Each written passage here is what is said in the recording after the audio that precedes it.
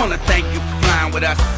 We know you could've stayed home, just cried and cussed. May all your guns go off if it's time to bust. May all their tanks have time to rust. They got the armies turning bullets into gold.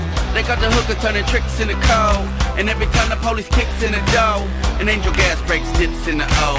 And even if a D-boy flips in my O, it ain't enough to buy shit anymore. Sleep in the doorway, piss on the floor. Look in the sky, wait for missiles to show. It's finna blow, cause they got the TV, we got the truth. They own the judges and we got the proof. We got hella people, they got helicopters. They got the bombs and we got the guillotine. Now keep it banging like a shotgun. We in a war before we fall. Now if the time of work is baby, I'm coming in to be with God. Now keep it banging like a shotgun. We in a war before we fall. Now after time of work we talk about, baby, I'm so be about it's about to blow. So what do you think about this Andrew Tate shit? Oh, well, I mean, Top G for sure. I think he's kind of like really changed my perspective on a lot of things. I've saved over 200 boys.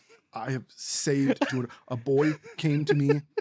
I have saved over 200 boys. I almost said it without laughing and I couldn't.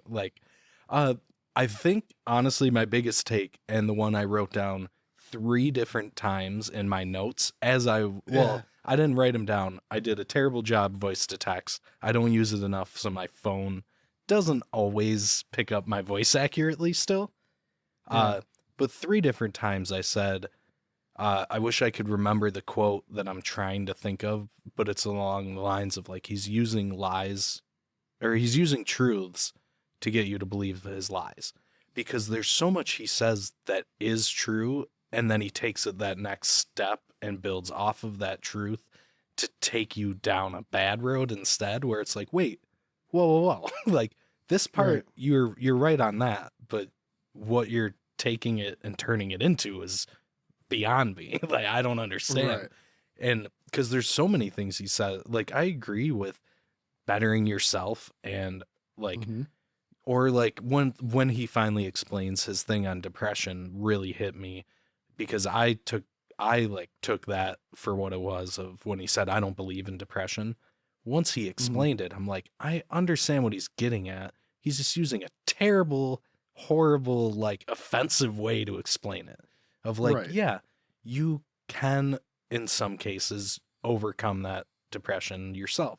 In some cases, you just have a chemical imbalance and it needs to be fixed. Like, and he just assumes everyone's the same. And it's like, yeah, of course you should take care of your body if like, and it's different to be a bodybuilder versus just being healthy and in shape. Like, you should take care of yourself.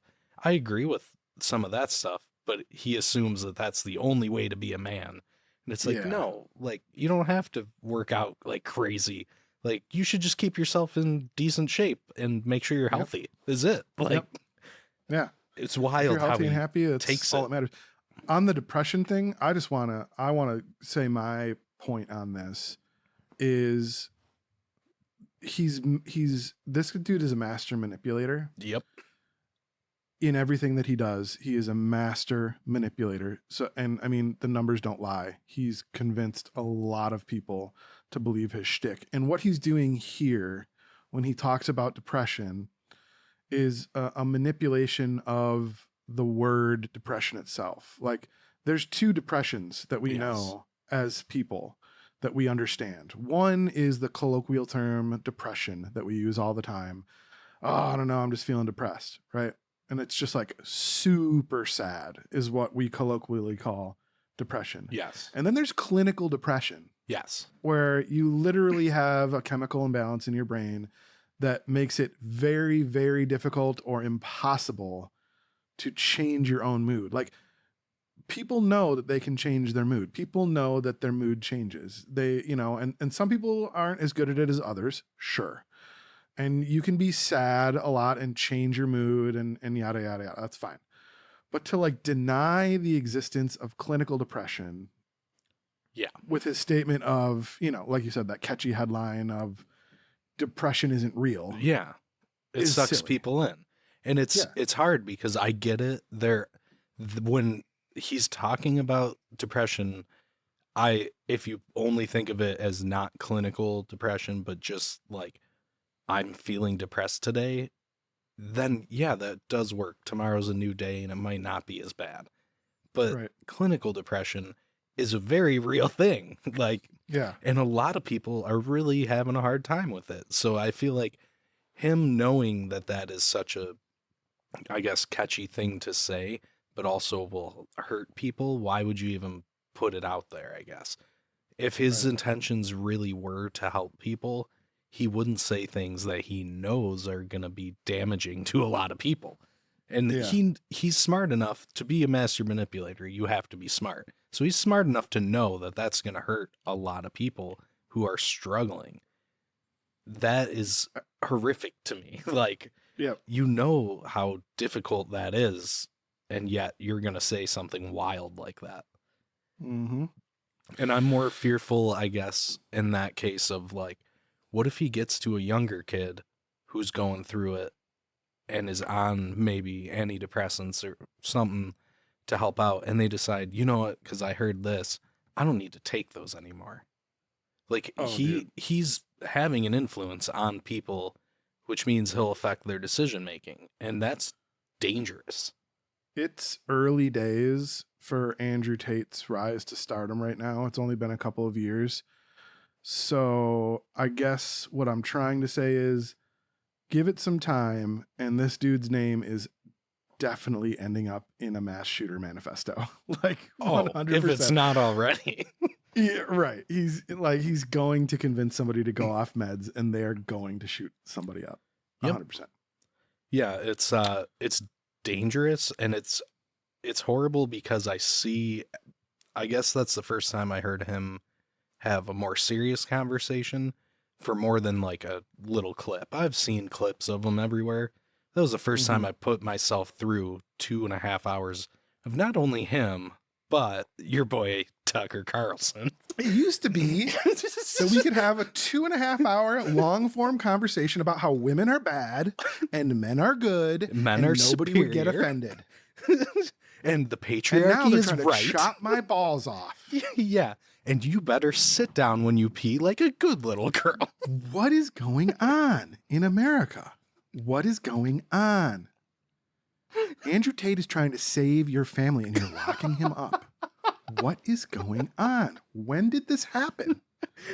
They don't want you to know the truth. Dude, I watched more Andrew Tate. I watched a small clip of part of what I believe is a longer interview of between him and Candace Owens, who I'm a huge fan of. No. I was about to end the podcast like, well, guys, it's been fun. Almost made it 2 episodes. Yeah, no. I saw that, and he was talking. He said that COVID was a psyop. Oh yeah, which I thought was really funny. Of course it was.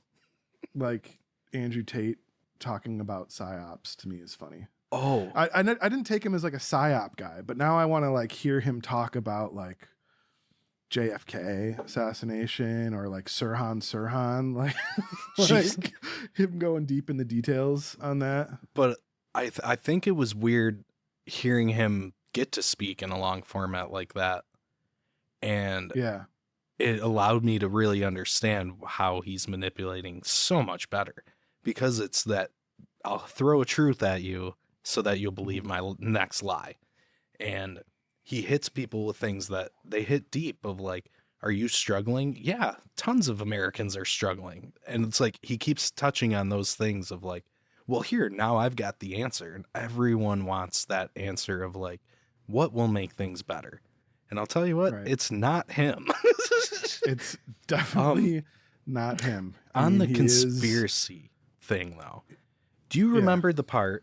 I played it back 2 times to make sure, where he said who his father was. I remember him saying it and thinking I need to look that up. So but then I forgot. Oh, his dad worked for the CIA, right? Yeah, he Or was no, a chess master who was a linguist for the Yes. CIA, which Yes, yes. even put in my notes now that I'm looking at it. Remember to look it up, which I did not. I'm remembering now to look it up though. Sweet. But, so we both came super unprepared for this part of the conversation. But hold on though. I wanna want to see if I can know if that's true, but Yeah. he is just, I don't know. If you listen to him for that 2.5 hours and just really break it down, thinking of how would a master manipulator talk, you see it left and right of like, Right. he knows exactly what to say next in order to like derive those feelings out of you. And it's madness. Like, he's very good at it. Like, I'll give him that. He's one of the best I've ever seen. Dude, Andrew Tate's dad has a Wikipedia article. Well, if there's anything I trust in this world, it's Wikipedia. His name is Emery Andrew Tate Jr., and he was an American chess international master. And he was described as a trailblazer for African American chess. What? Yeah. Really? Does this mean that Andrew Tate is black and I didn't know it this whole time?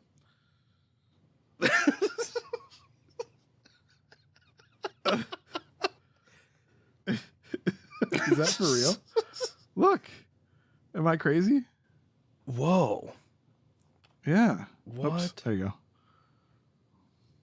What? go. So Was he adopted? Is he mixed race of some sort, I'm guessing then? I don't know if he's mixed or if he was adopted. Let me see. Oh no, he wasn't adopted. He's half black. Tate married an English woman with whom he had 3 children, the oldest of whom was Andrew Tate. Wow. Interesting. Oh, his mother was English. Oh boy. What I do find funny is there is nothing in here about his work in the CIA. Wow. You don't think Andrew Wow. Tate lied? Well, I don't know if he lied or if his dad did work for the CIA and they just don't want it on, but who knows? Wow. Who knows? Andrew Tate as a 9/11 truther would be kind of good, though. I do The like. mass media is trying to tell you that jet fuel can melt steel beams, and they want you just to swallow that like a good little boy. Like a good little boy. I did write down too. Apparently, I don't remember hearing this, but I wrote it down that his dad was discharged from service. So maybe he did something not so cool, got him discharged. Like they caught him playing chess. Maybe Sir, they caught that is him. not cool. Maybe they caught him with a vibrator in his butt while he was playing chess. That could be, or they caught him smoking grass in the Whoa. Navy. Whoa. A real ne'er-do-weller. A real ne'er-do-well. Real All right, ne'er-do-well. That's The other one I did have written down that was hilarious to me was he did have one solid joke in there. And it was when he said that we need to all thank Putin for curing COVID because everyone forgot about it when he invaded. right. And that did make me laugh. I did laugh at that. I got to give him credit. I laughed at that pretty hard. That was a pretty good one. But then when he talks about good guys and bad guys was the only other thing I wrote down from it. Because he does talk about that, and that is something he brought up that I do agree with, is you can't always have that view. Like, you're still programmed by the U.S., whatever you want to call it, deep state, the whatever our government's up to. But like, Right. if you're still believing there's just a good and a bad side, and that everyone on one side is all evil and the other is all good, you're a little naive. Like, that was one he brought up that I was like, yes, that's accurate, because there's always good and bad on both sides, and there's a reason they're fighting, and you might not understand the other side if you're on one, but it doesn't mean one has to be inherently evil and the other is inherently good. Right. The whole good and evil shtick is silly, but like the issue with somebody like Tate is he does like a quarter of an analysis, like you said earlier. Yeah. He does a quarter of like the material analysis that you have to do to come to any type of reasonable conclusion, and then just like piles on the bullshit. Like he almost gets there when he's talking about the nuance of no good and evil. Yep. And this comes up a lot in, you know, I think that this is the context that he brought it up as well with the war in Ukraine. On both sides, you get people that are, you know, Ukraine is good. The Russians are orcs. Right. They're subhuman. I mean, I just was arguing with a dude online the other day that was talking about marching deep into Russia, marching into Moscow, and I was just like, how can somebody think that is a rational thing to do? Right. Put U.S. troops into Moscow, like that's completely insane. And then you get, you know, people on the other side that are like, all Ukrainians are Nazis. Both of those groups are missing the forest for the trees. And Michael Parenti talked about this like 2 decades ago, when it might not be that long, when he did a lecture on the darker myths of empire, which is one that I've analyzed and written up a short thing on before. When he does his lecture on the darker myths of empire, he talks kind of about like the comprador class in these countries. And like, you got to understand, that's what's really happening over there. That's like where the U.S.'s interests are. The U.S. interests are not in making sure there's a free and sovereign Ukraine. Like, no. We could care less about the national sovereignty of another nation. And if you don't believe that, I'm sorry. Go look at every single conflict or coup or overthrow of government or any foreign policy we've been involved in since World War II. Like, we do not care about foreign sovereignty whatsoever. Even very recently, even very recently, yes, all the way up, you know, from World War II all the way till present day. We've never had an instance where that was what we actually cared about and went to war for. So we wouldn't just start with Ukraine out of the blue. But like, what's really happening there is like what happens in every other country that we get involved with in a significant way, is we create a comprador class in that society that is separate from Ukraine's own bourgeoisie. It's separate from their proletariat. It can come from their proletariat, it can come from their bourgeoisie, but the ultimate goal is finding somebody who's willing to sell it all out to U.S. empire. And that's what they do. You know, they are propelled through and pushed up until they have the reins of power in that country.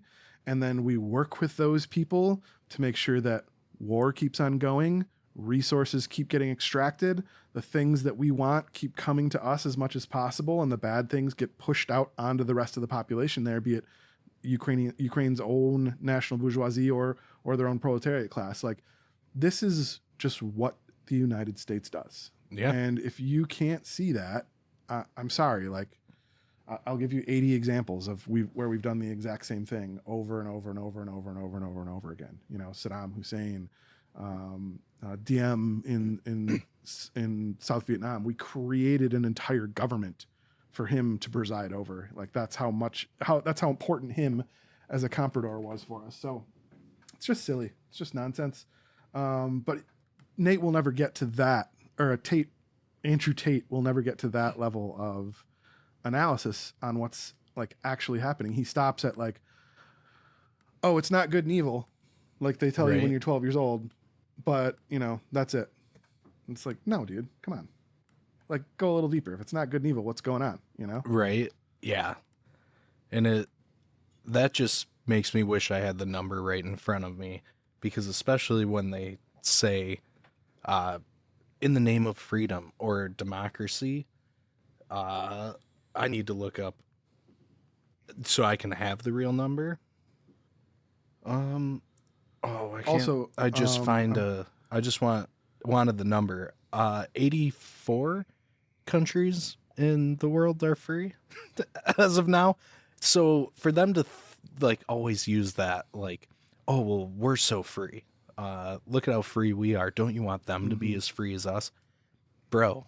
Most of the world is free, and Right. a lot of them more free than we even are at this point. Because at this point, we have a lot of freedoms that are either like actually taken away by law, or it just becomes taken away without writing Right. a law about it. But you kind of can't do that thing anyway. And I think that's really the main topic that we wanted to touch on today was like democracy and freedom in We've general. been touching around near it, adjacent to it. Yeah, we've been around it. Yeah, we've been freedom I adjacent. just freedom adjacent. I just want to say, like, when you think about in the 2000s, 2010s, sometimes you still even hear it now. You hear the phrase exporting democracy. So it's mostly used sarcastically now, but there was a time when it was like serious. Like, we want to export our democracy Yep. around the world. We want to export our freedom around the world. Well, I'm sorry, but if you just look just at like prison population per capita, the United States incarcerates like what is less free than literally being in jail, Right. And working for free. Literally in jail, working for basically free, pennies, absolute pennies on the dollar for your labor. You're basically held in modern day slave labor conditions, and we have more of that than any other country on earth. So By a right large there, number. right there, yeah. When you have a deficit of freedom, you can't export it. Right. You can't. It's just the way the math works. We don't have enough freedom and democracy here to be exporting it around the world. Just look at the statistics for freedom and voter turnout, and look at the way that we leave previous countries that we've occupied or brought freedom, Iraq, Afghanistan. But even if you go back to like a prototype example of that, if you look at the Korean War, when we left Korea, which, people at the time were saying the same type of things, we have to stop communism, we have to stop the spread of oppression, and we have to promote democracy and freedom abroad, right? The red domino. Got to stop it. How got to stop that domino effect, right? And what happened to Korea when we left? Well, what happened to South Korea? Oh, Were they a democracy? No, they weren't a democracy. no. They were literally a military dictatorship until what, like late 80s, early 90s?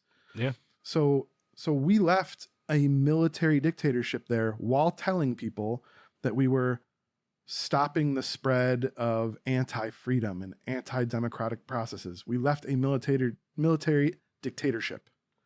How does that make sense? Right. And I hate to bring it back to your boy, Andrew Tate, but Yeah. like even him talking about like asking his father why people are even fighting the Americans in Afghanistan. And they were fighting for their way of life was his Yes. answer. And that was actually a good answer because That really, if you Yeah. want freedom, it's like right after we pulled out of Afghanistan, they started destroying the things we were putting in place there in order to build back up their society the way they wanted to, which really Right. sounds like freedom to me, that they have the freedom to choose to build up their society how they would like to. Who are we to go tell them how to have their society when we're falling apart as it is? Like, why would anyone want to listen to us as an example right now when they see what's happening? Like, well, it doesn't look too great over there right now, so why would I listen Right. to you? Like, Yeah, it doesn't make any And- sense. people should be able to do that. They should be able to build their society how they would like to until maybe it does get out of control if they're doing pure evil. But if it's just them having a few different beliefs, so be it. Like, let them Right. have their different beliefs. If they're doing mass murder, it's a different story, but don't worry, folks. If they do mass murder, like Pol Pot, you can be assured that the American military force will be on the side of good. Wait a minute, hold on. I'm being handed a note here, and it says that the United States actually supported the Pol Pot regime. All right, never mind on that one. Okay. yeah. So anyway, I think as we talk about democracy, I think it might be important for me at least to kind of outline what I think like the best way to evaluate how democratic something is. Okay.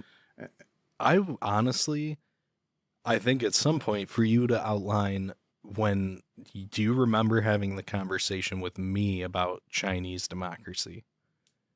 Yeah, and the I was differences? going to try and be less on the nose. But I mean, some other country is democracy. Yeah, but I yeah. just think you do a great job explaining those differences between how it's set up as a system, not involving any of the stupid details that have nothing to do with it. And like you actually were very, very good at describing that in an understandable, digestible way for me that it clicked pretty easily. I was like, oh, that makes sense. Definitely. And I think that's, I remember exactly the conversation that you're talking about, and I want to get there. But I think it's important to stress that like that part of like how democracy works elsewhere and why it's been effective in other locations, like the actual procedure is only like one aspect of what I think makes a real democracy. So I definitely lifted some of this, but it accurately reflects my view on how to properly evaluate if something is democratic. And if anybody's listening to this and they want to discuss this with me and they have some differences of opinion, I would love to hear it. But first and foremost, just first. These aren't listed in any actual order. I don't know why I said that, just like slip of the tongue there. But the first on my list is peaceful transfer of power for leadership. That's important for any democracy to continue on. You know, if it wants to continue, you have to have peaceful transfer of power. Now let's look at the United States, where we just had our last transfer of power led to what? We had violent riot in our capital. Someone pooping on a desk. My favorite part of it. Shitting on the desk, which was actually one of the only cool things to come out of January 6th. The memes were pretty good. Also, that dude that killed himself by like getting shocked in the balls or whatever, tasing himself in the balls. Pretty hilarious. Pretty good. I don't know if he died or not, but either way, it's funny.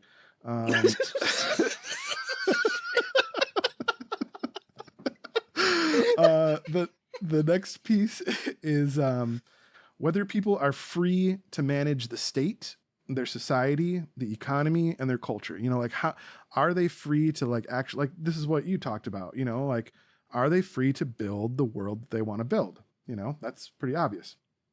Whether people can express to their government what their needs are clearly and effectively. You know, if there is a government that works as like a two-way conversation, you know, between the people that it represents and themselves, you know, whether all of the groups are able to participate, or whether all groups in a society are able to participate in the political questions facing the country. So does everybody have an actual voice, or is there a group or class or creed of people that are held down either institutionally or socially or whatever? You know, if that exists, it's not looking like a very great democracy, right? Whether the country's decisions are made rationally and democratically at home and abroad. Cool. We have absolutely no say. We haven't checked any of these yet for America. Well, we checked a couple. The ones that are standouts. Well, kinda. In a sense. I guess we should go back. Whether people can express to their government what their needs are clearly and effectively. Have you ever written to a senator in the United States? I still do sometimes. I don't believe that they've actually read them, or if they did, given a shit, but yes. Yeah. What tends to happen is for those of you who haven't experienced this absolute pleasure of democracy in action in America, is you send an email or a letter, or you make a phone call to your representative, either at your home state or federally, and you get a canned response instantly back to your email address, or you get a canned letter sent back to you that has literally talks about almost nothing of what you asked them whatsoever. So it's clearly just like a template that they have. And then all the information that you had to give them in order to send that email or write that letter or go on their website and you know, click the contact us button, all of that gets like sold back or given back to their political action committee. And now you just get a million text messages every week asking for money. Yep. So it works really, really well. Yeah, that's totally how it's supposed to go, right? Is just give them money. If you want them to fix the problem, you gotta pay them. You gotta pay the troll toll to get into this senator's soul. The next one that we didn't rate yet is whether all groups are able to participate in the political questions facing the country. I mean, I would disagree at this point. I think, you know, due to gerrymandering alone can already disqualify it. It's hard for me to get a gauge on like where we are in this question because of my upbringing. Like I've never existed in a class that didn't have proper representation. Or I mean, I've never existed in a like a category where I was under constant systemic oppression in any way, you know? Yeah. But I feel like... Can't say I've been in that spot either. Right. And I feel like just based on like vibes-based analysis here that while we've made amazing gains since, you know, the 1950s, I feel like things are sliding backwards as far as, you know, like you said, extreme gerrymandering, you know, really racist voting laws, you know, all these systems are kind of getting pushed back into place that were never fully uprooted to begin with. Yeah. You know, that and just even like you saw it on both sides during the Trump election, even where they were like, look at this area where they shut down all of these voting booths and made everyone go to one from 5 different areas. And if you couldn't get out of work for 10 hours to stand in line, you didn't get to vote. And that, no matter what side it's on, that right there is like a clear example of people being excluded from being able to vote. The fact that every company isn't forced to let you go vote.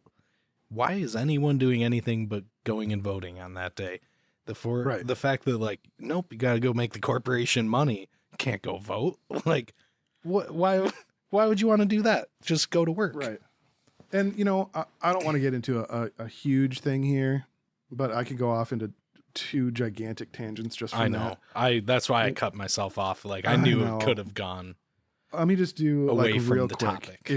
If you don't think voter ID is racist, you're not living in reality. Number one.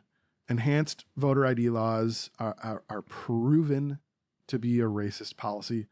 That's number one. And I don't remember number 2. And you know what? That's good because we need to move on. I would get lost in that forever. Good luck editing this one. All right. So the next piece is whether the country's decisions are made rationally and democratically at home and abroad. I think we said, you know, there's not a chance that you could rate us having any effect on our foreign policy for sure. As soon as I heard the word rational, nah. Right. Yeah. No, I mean, we got like the $15 minimum wage shot down by the Senate parliamentarian. Yeah. Like, that's not a rational system. Nobody knows what the Senate parliamentarian is, but like when the working class wants a $15 minimum wage, suddenly the Senate parliamentarian is the most powerful person in all of the United States government. It's like, yeah. on. And I can almost guarantee most average Americans have no idea who that even is. No. Or have ever heard the title. I am way too politically engaged for like my own health, but I don't even know the name of the Senate absolutely not. I don't even know if it's ever been made public. I have no idea. It's just It's silly. It's nonsense. The next one is whether all groups of people in society are able to join the leadership and administration of the nation through fair competition. Now, this one, I just want to pause and say, is it possible, or I want to ask, is it possible in the United States to become a U.S. senator or president without being a millionaire? I don't think it is. Probably not. I don't think it is. So No. to me, I mean, maybe you have like one possible example. I don't know. And if you went to the House, you could say like, okay, AOC wasn't a millionaire. There's probably quite a few House members that came in not being millionaires. But they are now. They are now, certainly. But yeah, it's just there's no fair competition to get into the leadership of our country. It's not like merit based in any way. It's just like who you know and how much money can you raise. Yes. Those are the two qualifications. And are you malleable enough to sacrifice your morals and vote however the money tells you to vote? Right. And you know, it's funny when you look at like people like AOC that came in and were attacked by the right and the center as being these insane, off the rails communists, whatever, you know, and they're radical crazies. But then when Norfolk Southern, there was a possibility of a strike against Norfolk Southern for the railroad workers, AOC voted to block the strike. I'm sorry, but that's just not radical in any way whatsoever. And we saw how that ended up. Yeah. Or it's really quick, another quick example was that guy who ran as, I believe, a socialist and actually did get elected. Was it Pennsylvania or something? A while back, he was a redhead guy. I'm blanking on his name. But like, even if you... The socialist truck driver, right? Yeah, and even if you can get yourself elected by the people, then you see what happened to him. Even they just blocked everything he ever proposed. He never was able to get anything actually done. So even if you do make it in, it's set up in a way that everyone else will just be like, nah, too bad. That reminded me of the second point that I had earlier, which is you know what? I don't even want to get into it. I'll go way too off the rails. The next one that we have to cover here is and I'm almost done. Whether the governing party is leading the country based on the law and the Constitution. That one is up for debate, but I could see us possibly ticking that box based on that might be how we're defining things. That might be the first one where I feel like we might be able to at least half check it, you know. Right. Mostly. Right. And then the last one is whether there are effective checks and balances for all power in the state. And I might have a reality check coming up on this because like the more and more it's moving, the more and more I think that there is actually a possibility that Donald Trump might end up in prison. I don't know. I don't want to. I mean, I still think it's not possible. I'm still, just to be clear, I'm still leaning it's not possible, but maybe we'll see. That's one check. You know what though? I wanted to talk about this a little bit in relation to this is the Supreme Court. The Supreme Court right now, they believe that our government is set up in a way where they sit on top of the mountain and like they just feed out checks and balances to the executive branch or to the Congress, and it's not supposed to work that way. No. And the people that say, "Oh, we can't change the way the Supreme Court is made up, how it's composed." First of all, we've done that multiple times already. We've changed through Congress, through acts of Congress, the amount of people that sit on the Supreme Court. Everything that's a check. Can be changed. Yeah, that's a check and a balance on their power. Like that is how Congress checking and balancing the Supreme Court works. They pass laws that change the composition of the court. Like, there is no other way for them to check them, you know? And so people that get all up in arms about not changing, you know, you can't pack the court, you can't expand the court, you can't do any of this, and that, you're just wrong. You're just wrong. We do it all the time. We've done it in the past a bunch of times, and using it as a threat when they are being like very blatantly illegitimate. Like right now, how many is it? 3 or 4 of the Supreme Court justices that's come out and have taken essentially bribes from people whose cases they are overseeing. They are not a legitimate entity anymore. No. So if you're not threatening to pack them or not threatening to change them, then you're not checking and balancing our government. So I'm going to say that one is a big X, no check mark for us there. On that one, I would argue though that initially the intent was to set it up that way. We all learned in school how they wanted the checks and balances to work. They're just not working. Like, no, that like there was the intent to have that, and it did an okay job for a while. Right. But we have lost a lot of the checks and balances. Absolutely. Couldn't agree more. The last piece. Finally heard it. What? Absolutely. Yeah, I know. I finally got one. I get it now. Most importantly, democracy is not an ornament. That is love that. That is something that people need to understand. It's not something ethereal. It's not something that like is a specter that you can't ever really touch or feel. It is something tangible. It's real, and it needs to have actual physical results.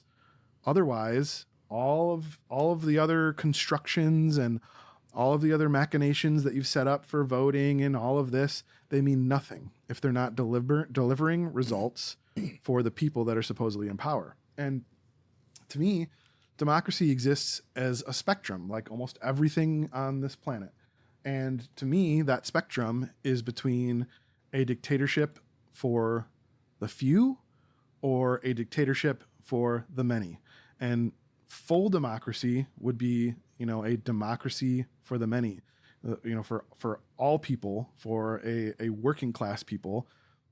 That would be true democracy, in my opinion. But right now, we don't have that in this country. We have a democracy for the bourgeoisie. We have a democracy for capital owners, for business people, and for businesses. They're the ones that make the rules about this. In fact, there was an article that came out. Let me see if I can find it right quick. It is called Donors Distort Democracy. If you're listening to this, you should Google that. And it's a new study that shows how donors distort democracy. This came out in 2015, so it's 7 years old now. But it was a long study about who actually has control over how things are regulated and laws are made in the United States. And it turns out that average people, non-capital owners, workers, they have almost zero effect on the outcome, on the outcome of elections or how the country is run in any way. It all comes down to we're living in a dictatorship by people with more capital, or people that are business owners, people that are CEOs, or the businesses themselves. You know, like they're basically people in this country. So we don't have democracy. I mean, we just went through all of these items here, and maybe we got 1 out of 10, maybe 2, possibly 1.5. 1.5. And I definitely think I'm seeing it more and more as I think about history a lot and how this has been a struggle for as long as we have recorded history. And it does feel like a modernized version of the royalty and the peasants. It's just got a new cool name, and we're masking it as something else, and it's all just an illusion, and to make you think that's not what's happening, but in reality, they're royalty because they have capital, and you aren't, and you're not like them. And Yeah. it's such a small amount all of the time, whether it was kings, royalty, and then, sometimes they'd spread out. And here I have the lords that watch this area for me, but they know I'm still in charge. Like, Right. it's so similar. It's just presented to you differently to seem like you're free and you have all this choice. Well, you have the choice as long as it's one of the two choices they gave you. It's Right. not really your own personal idea or thought. It's, here are the options they gave you. Now you get to choose. Yep. I actually have something very similar written in my notes here. I wanted to talk about the transformation of democracy over time from, feudalism to bourgeois revolutions. And by bourgeois revolutions, for those of you that aren't familiar, I should explain. When I talk about a bourgeois revolution, I talk about people that were in the highest echelons of society already, but were not feudal lords. Those people having a revolution to overthrow the feudal system and create a bourgeois state, which is, a state that is democracy for capital owners, like we're talking about. So if you look at the American Revolution, that was a bourgeois revolution. It wasn't, the proletariat, the working class. Those weren't the ones that were involved in all of the machinations of the American Revolution. It was overthrowing a feudal lord and installing a government that, from its inception, was for white, wealthy landowners. I mean, you can look right at the documents themselves. That's what it was. They didn't even hide it. It was a bourgeois revolution. Same with, the French Revolution. That was a bourgeois revolution. But then you get into proletariat, worker revolutions, and those, like the October Revolution in 1917 for the USSR, Chinese Revolution. You got revolutions that were proletariat in Vietnam, and in some senses you could call it a revolution in Korea. There's all these proletariat revolutions, and that's just, that is just the kind of next transformation of democracy. You start from democracy for the very few in feudalism. The feudal lords get together, they make the decisions for the entire world or the entire population that they control. And then you get into these bourgeois revolutions where we increase the size of that democracy. Now it's democracy not for the very few, but democracy for the few.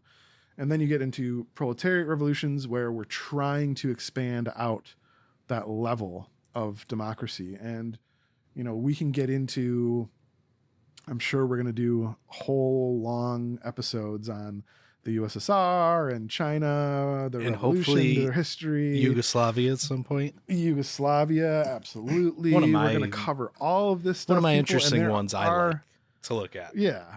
There are criticisms to be made for all of these countries, all of these revolutions. To say that it's all figured out right now would be a lie. But anybody who's actually watching the long, slow march of democracy over time can tell very clearly that that's the next step. Yes. That's there's has to be democracy for more, always. So Yes, and I like to say that in a sense for some people that I speak with, I even like to say it in a different way of right now, we always joke about choosing the lesser of two evils.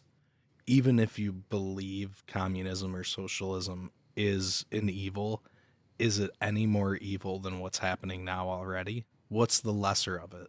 What allows us to be able to make it less evil and have a say in how evil that establishment is communism. Like, it's Right. at least, even though it has its flaws, at least we can make more progress and keep getting better that way. And I'm sure it can evolve into something else at some point And too, but I think this is a perfect time for me to loop back and talk about that conversation about Chinese democracy in action, in process. I would. Oh, it fits so perfect. Because because you're talking about ways we need to get better at this, and you can look at like, all right, let me just lay it out for you. Like I said, we're going to do conversations about the USSR and China, and I'm sure many other socialist states, and you'll hear our critiques and also the things that we like. But I think that there is a fundamental knowledge gap in the way some of these countries work that stops people from even considering it as an option, right? And I'm not saying that you can just grab what works in China or grab what works in Vietnam or grab what works from wherever and just implant it on top of our existing system or wipe our system away and replace it with that.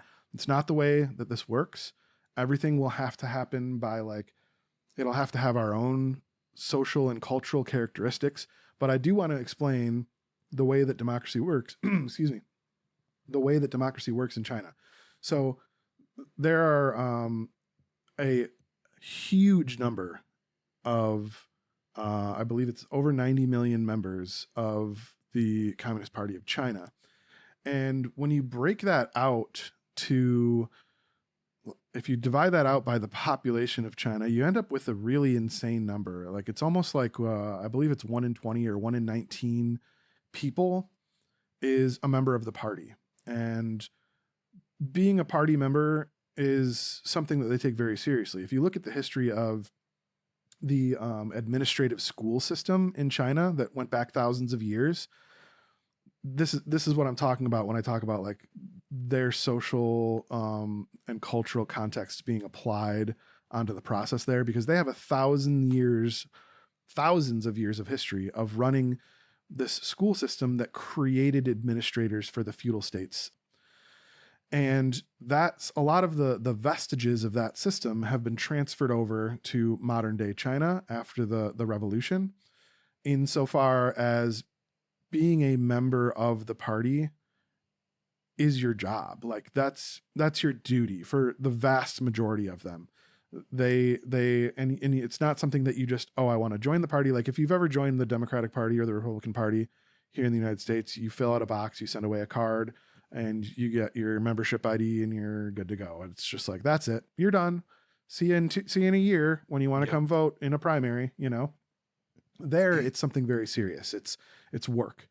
And so when you have 1 out of 20, 1 out of 19 people that are literally members of the state around you, that means they're in your community.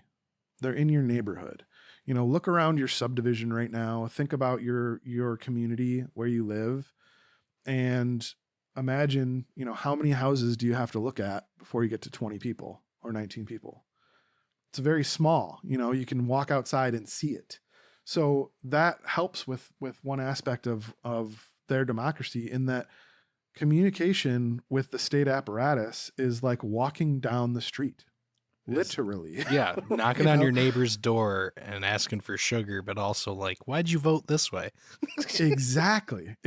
Like why? And then from there, that's where it starts, right? And I hear this from the right wing people a lot, is they want like smaller state focused government, which is fine. Whatever. I can, Hey, I was libertarian at one point, bro. Leave them alone. I know, but like depending on the context, it makes sense the way they try to make you believe it. It does. When they explain it, you'll get it.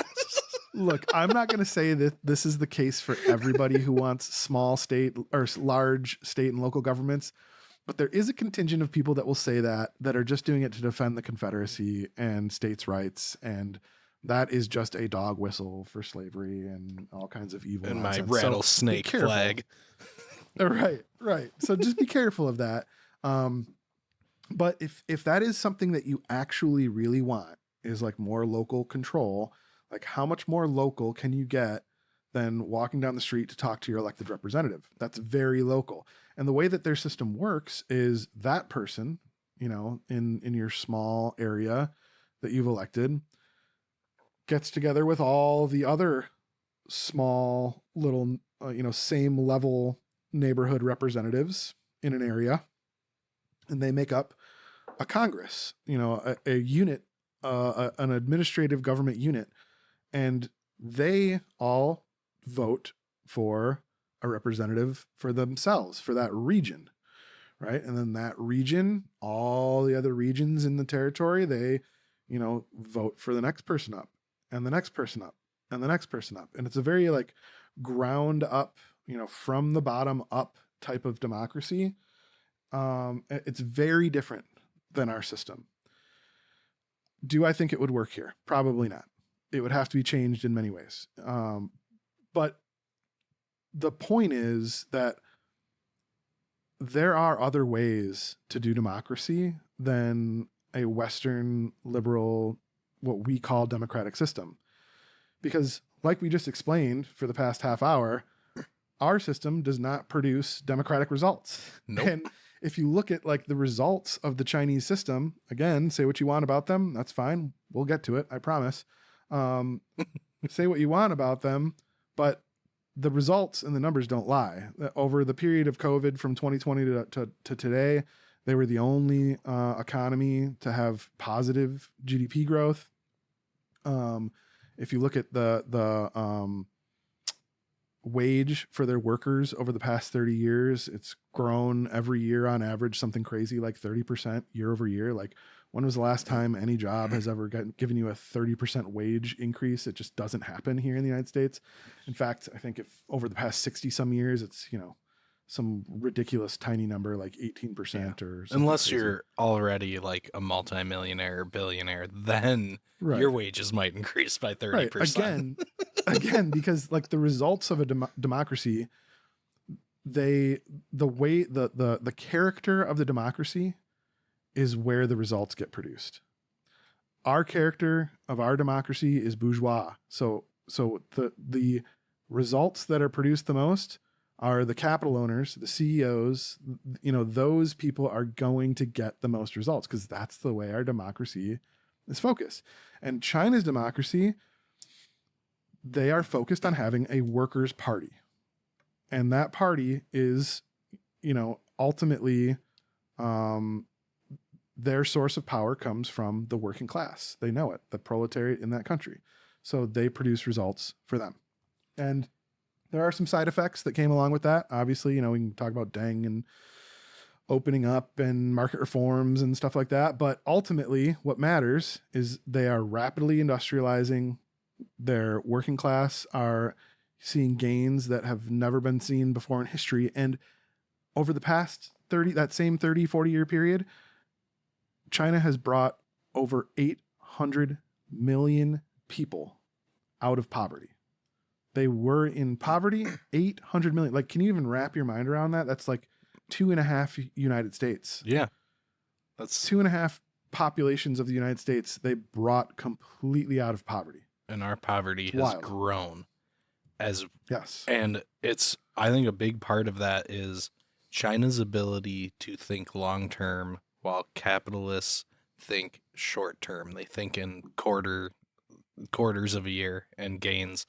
And China saw, as we wanted more things to cost less money here, we'll send it factories over there, we'll have them make it, and then we'll get them at a cheaper price. And China took that to their advantage. And over the years, it's worked out for them because they said, all right, you want to come here, that's fine, but we're going to make sure we set it up in a way that benefits us long term. And the U.S. is like, whatever. 2023, that's not even a real year. We'll never get there.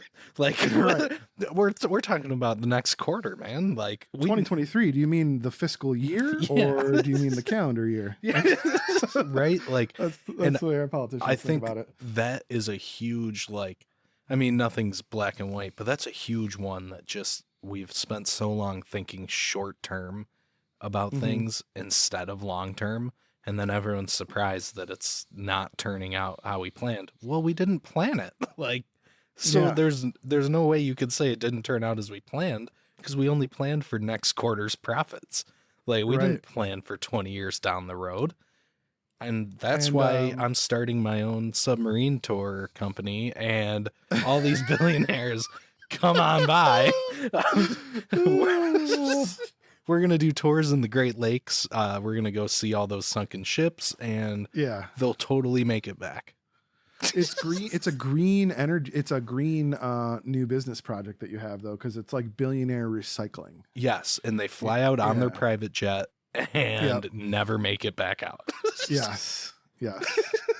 One last trip for them. But the planning part, I don't want to make this a total China love fest, but the reason why, like you said, they have that like vision is because if you look at like the way, I don't want to focus too much on the procedure as opposed to the results, but the way that their government works, they start with a 5-year plan. Like that's the beginning of everything. We start with we analyze where we are now, where we want to be in 5 years, and then, okay, that's where we go.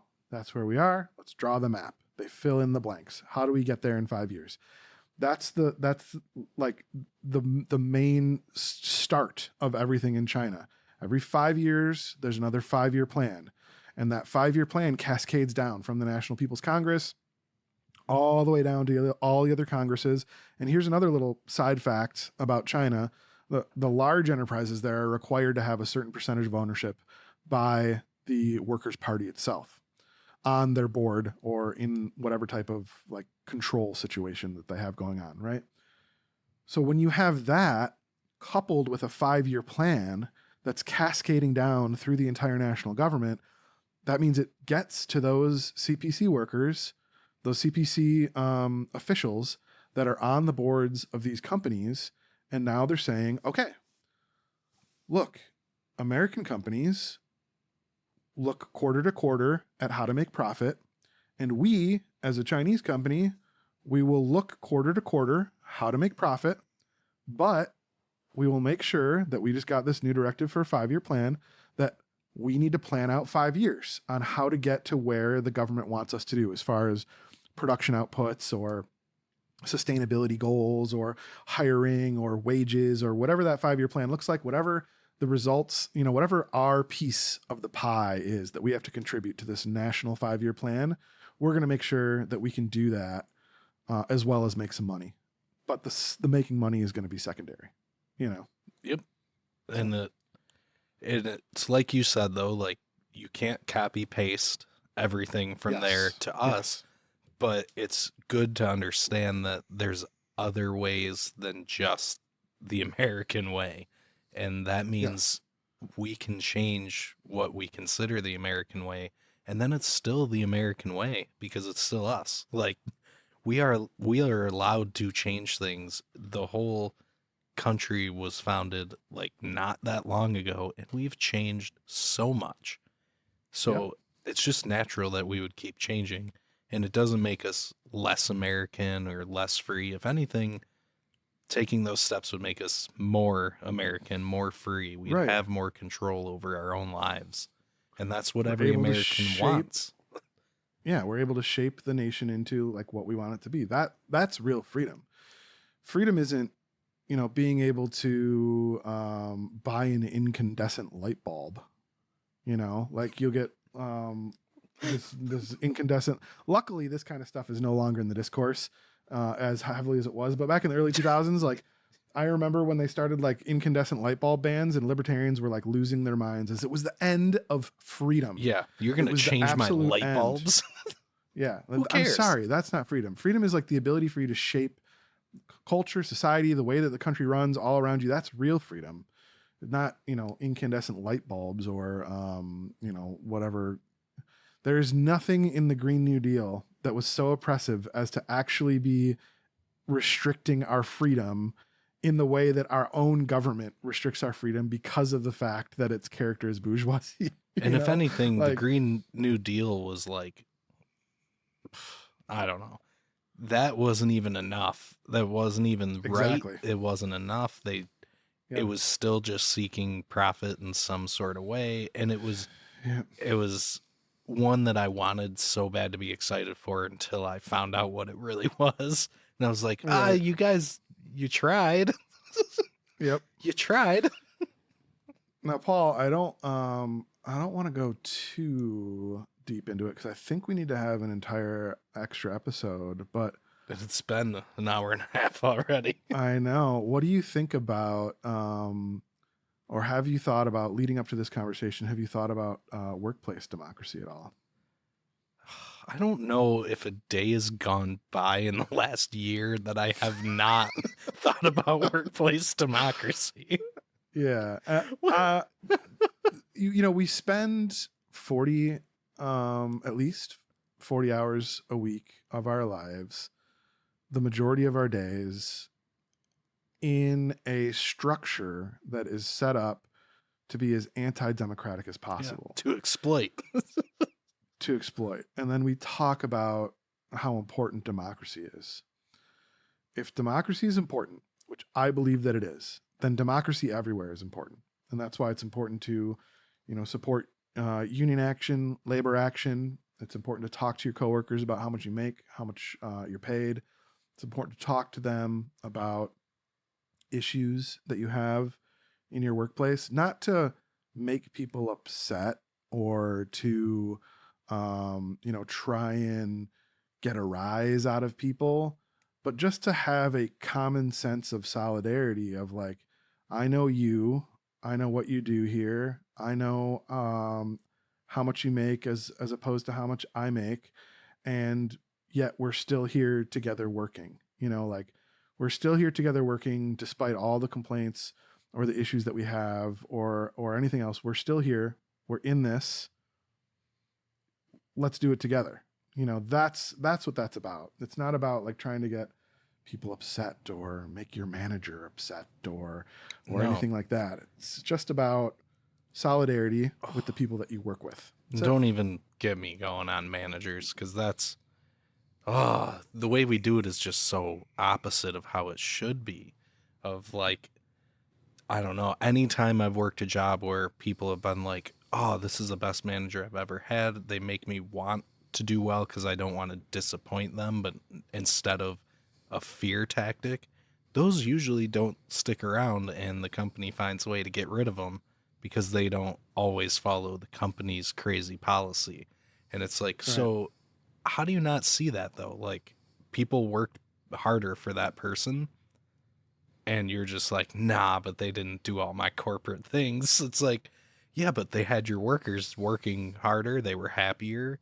And sometimes it was simple things like, oh, well, I was going through a rough time and I needed an extra 15-minute break. You're telling me the company can't afford that extra 15-minute break on one day because people are human and go through things?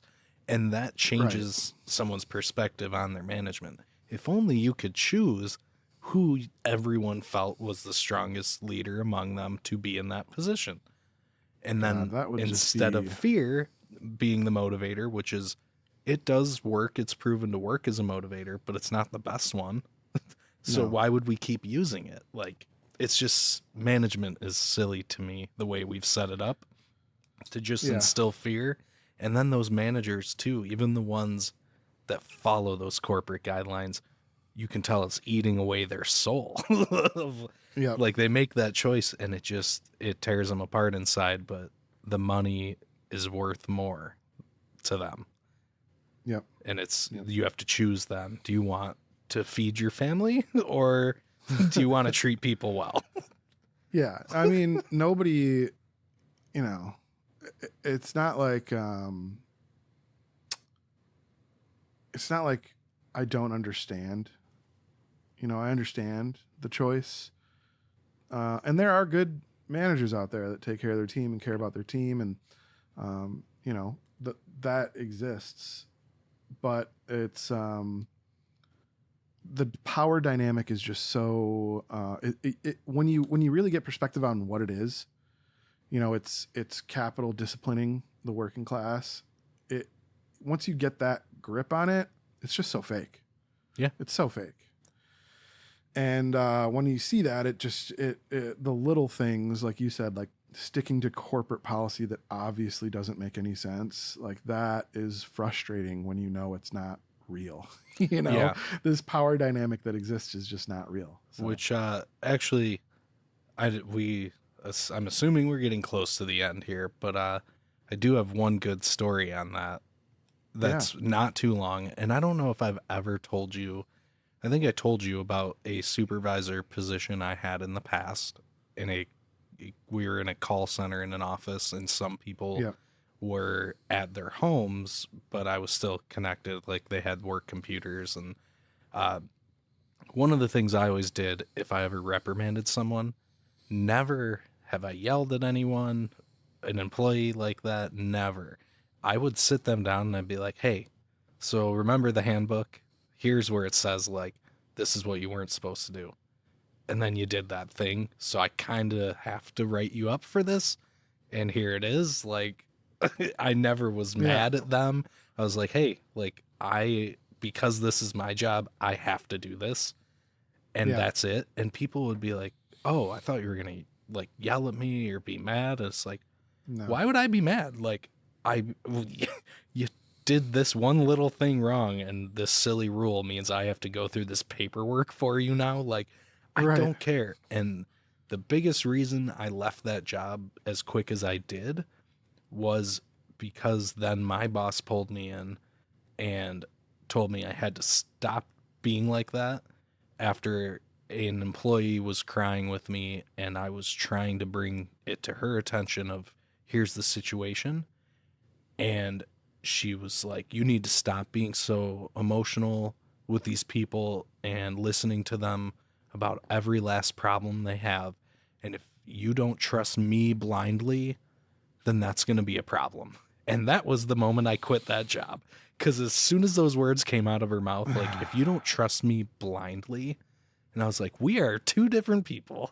I don't trust myself blindly, let alone someone else. And that was the moment I quit that job. It was like, everyone likes me because of the way I manage, and you don't like it because of a silly rule in your handbook. And it's like, but yet my employees were doing better than they were before I started. So the numbers showed it was working, and you still didn't like it because then they didn't like you weren't nice to them and I was. So it made her the bad guy. It's like, we're both supposed to be the bad guy in management. It's like, no, I don't care enough to yell at someone over this. Right. It's just like, just no way. Why would I? Why? Why? But yeah, that dynamic is like, I've seen it so many times over and over of like bosses that are understanding and try to help versus just yell at you and berate you into working. You get more done being nice and supporting people. So why do we keep pushing for the opposite? Yeah. And we live in a society that a lot of times rewards the opposite. You know, like that boss that you had got into the position that they had because they're a Jew? Somebody the type. Oh, no, that's not why. she was. Definitely. She was. It's okay. I know some Jews, so it's okay. I'm like 10%, so it's fine. I can say it. I was gonna say you're like. Actually, I think I'm like I'm closer to like yourself. 20 to 25%. So it's okay. I can call people Jews. Oh God! But she was, and she's still alive and well with 3 other companies now, and they have their own little think tank. And dude, what kind of grind do you think Andrew Tate would be on if he was a Jewish guy? Bro, he would be I the was just richest. trying to save the boys. He would be. There was 200 boys. The richest man with the most shit to complain about in the world. This boy came to me and he said, I swear to God, he said, I want to kill myself. And I said, hold on. I said, Get a 6-pack first. yeah. Get yourself a 6-pack. Get nice and ripped like Jesus on the cross. and then come back to me. I saved his life.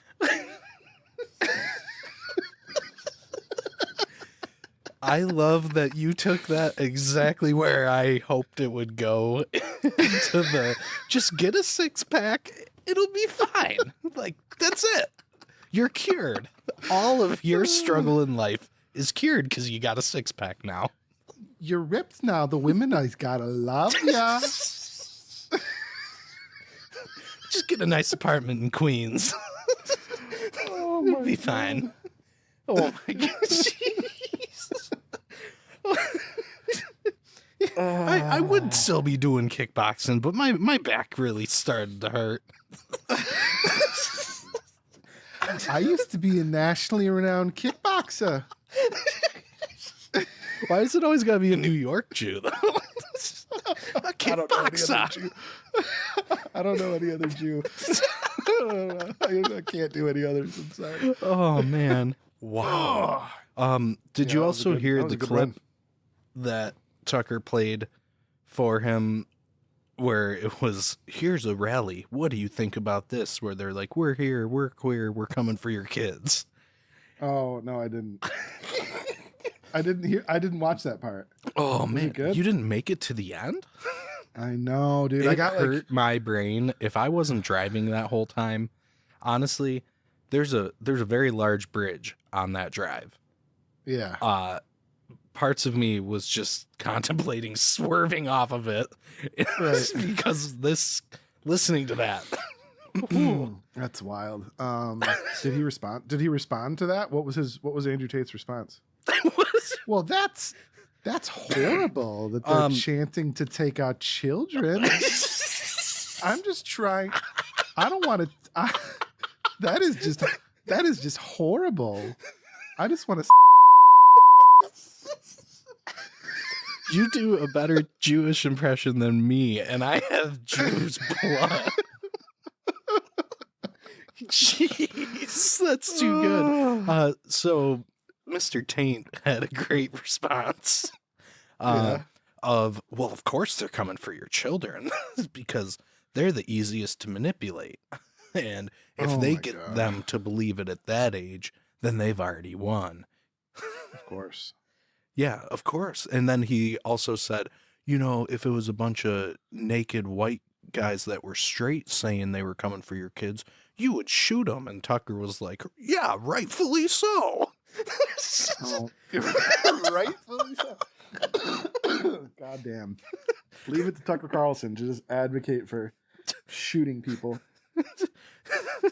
Oh. Well, I mean, I guess if they have their dick out and they say they're coming for your kids, I'm not asking what their sexual preference is. I think they That's just true. told me. Yeah. Sounds The like they preference just is told children. me they were coming for my Yeah. kids. Well, I was not going. Officer, hold on. I wasn't gonna shoot him until the little told me he was coming for my children. Okay?